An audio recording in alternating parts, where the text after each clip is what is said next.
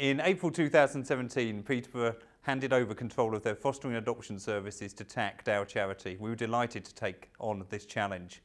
Our service is working to make sure that all children, no matter what legal order they're under or who they live with, get the best possible shot at an excellent childhood. We're supporting foster carers, we're supporting adopters, we're supporting special guardians, grandparents, uncles and aunts and children in residential care. We're making sure through our service and through joining up our service, we can give the best possible support so the people doing the hard work, our foster carers, our adopters and our extended family members, can look after the child to the best of their ability. We're nearly a year in, it's going very well, and today is an opportunity to find out all about it. I guess what motivates us all is the belief that this project may improve the lives and life prospects of Peterborough's most disadvantaged children. And I know that is the beacon which shines for both sides of this partnership and which informs and motivates and guides us in everything we do. We have fiercely child-centred values, and we are fiercely focusing on improving outcomes for children in care. I'm already seeing the improvements, and talking to our foster carers, there's been some really positive feedback. They feel better supported, they've got better access to far more tools than we could give them. So for example, there's a 24/7 helpline available for them, which we can offer. And also training. So there's a really strong training offer that TACT have got. And I know lots of our foster carers have signed up and been through those programs already. And that's great because it means that directly our children will benefit from that. And obviously we all had anxieties. You know, what was going to happen to us? You know, was this going to work? What about our pensions? Because obviously that was a big thing. You know, if you've worked for a local authority for a long time, you know, what's going to happen to that pension? We were given the option to 2p across, which everybody did, and everybody stays on our same terms and conditions at the moment. There's lots more opportunity for us to develop our skills. I've got a new project that I'm going to start, and that's because they've drastically reduced our caseload. Because prior to TACT coming in, at one stage I had 26 families. Wow. What, all foster fostering? carers. Yeah. So I had 26 families, and when TACT came in, they said they were going to reduce our caseload, which is what's happened. I've gone down to 15. We felt really supported through the change. This is my first management role, and the anxieties for me were around, you know, actually would I be able to stand up to the mark? You know, and allowing myself to go through those changes. But having, you know, wonderful people supporting. Andy Palace is very visible, Sue King as well, you know, so just being really supported through the changes. It was a lot of the confidence that you got from TACT which made that possible as well. If we didn't have the people leading it who were, I wouldn't have the confidence in the service I had, and I think that's the big difference as well. We've seen a big change as more foster carers coming forward, we've got more foster carers, and the ones coming through are quite passionate as well and really want to make a difference. Bringing that together with what we had already and growing on that, perhaps where we should have started as one on the support side, of course one of the largest bits that's changed is the 24-hour support line, which everybody is part of, and caused quite a few anxieties for people who particularly hadn't done fostering work before about how they'd be able to provide that support to foster carers. And so that's been something a big change for all the staff as well. But the foster carers, and from talking to them as well, they've really benefited from it. We've had to become adept at using the systems that TACT do, just in terms of how we book leave, all the practical things. So I think there's always an anxiety about having to get your head around all of that. But actually, the systems are easier, and I've found that there's been lots of positives, certainly in terms of how to seek answers and things, because we've got Andy and Sue on the floor with us. We can seek answers very quickly rather than having to go to different professionals.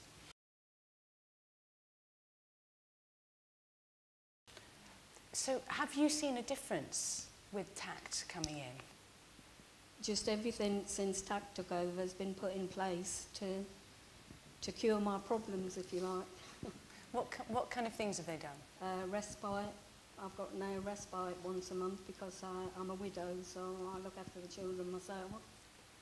And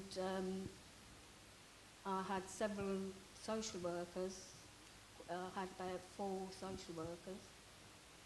And the last social worker I had got the intervention, the therapeutic intervention.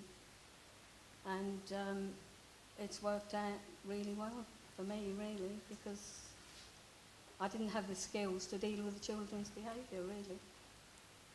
So do you think you might not have been able to keep them with you if TACT hadn't taken over? I think social services were on the verge of taking them, to be honest. I read in a report afterwards, which I didn't know.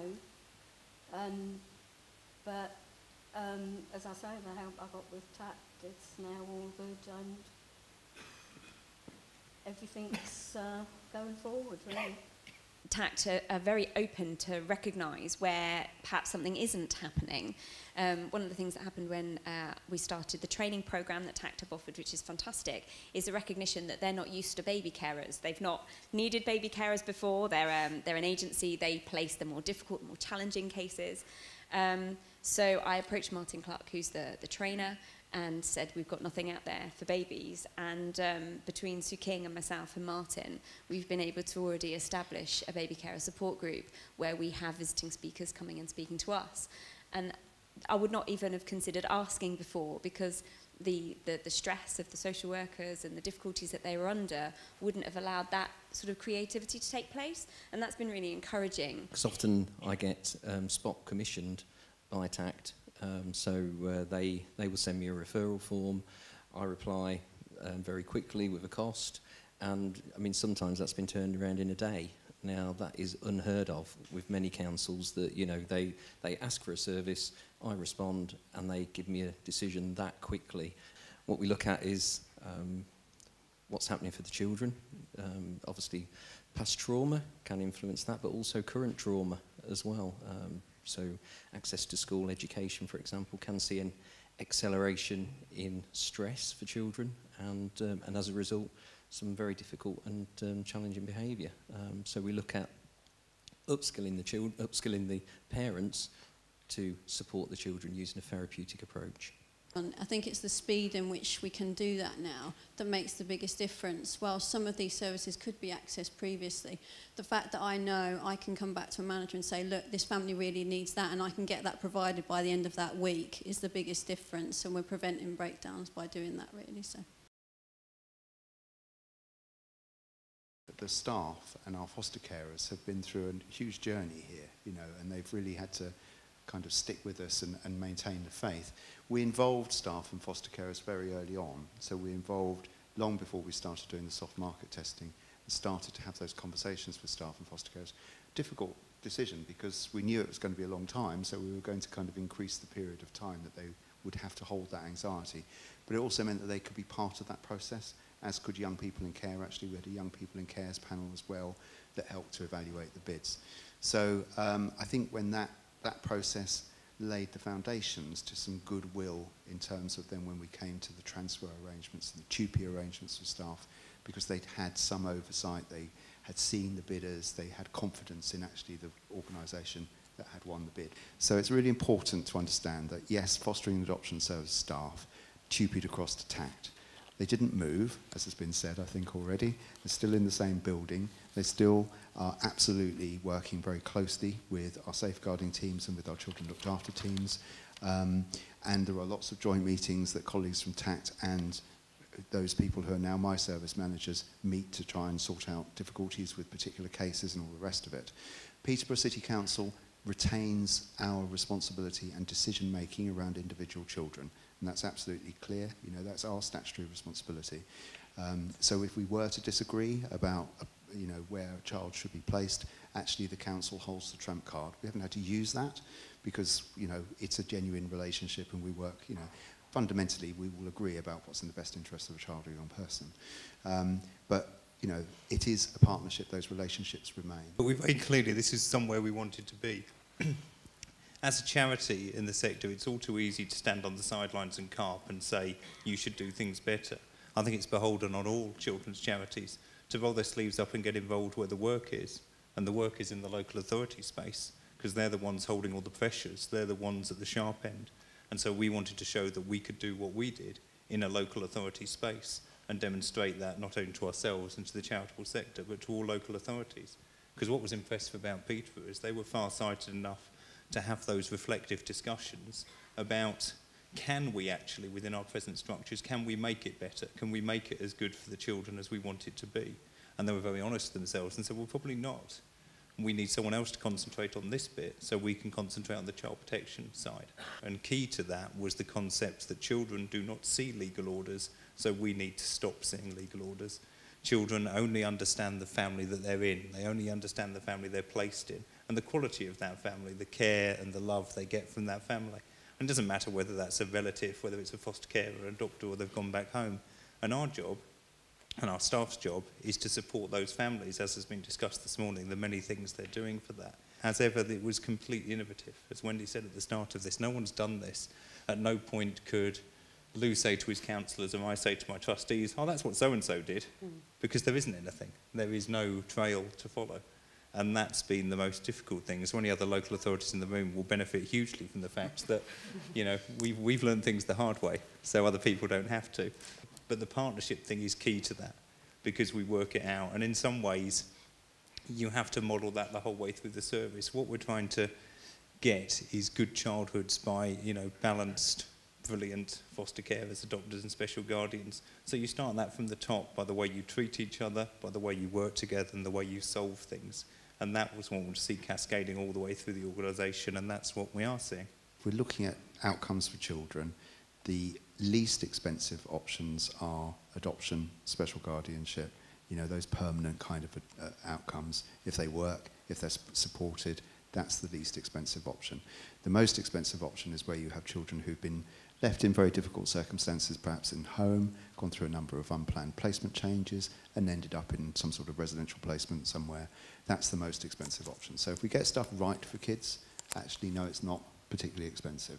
So part of the thinking around this is that if we could, through a 10-year contract, and there's a 10-year plus 10-year option to extend contract, if we can spend time really making a sustainable and positive fostering and adoption permanency service here, then actually we will be spending less money into the future. That's one reality that I have to think about because of my role and because council funding is tighter. But fundamentally, it's about getting better outcomes for children and young people too. What we're obviously focusing on in terms of recruitment, because the need for the money stuff and the placements was around carers with the sort of preference, with willingness to take older teenagers, because those are the children we have been maybe having to place either with external fostering agencies, not our in-house services, and also sometimes even in children's homes if you can't actually, not because they need a children's home, but because there isn't anything else. And clearly we want to get away from that because it's a waste of money and it's not right for the children. And that's starting to work already. We're starting to be able to use those carers.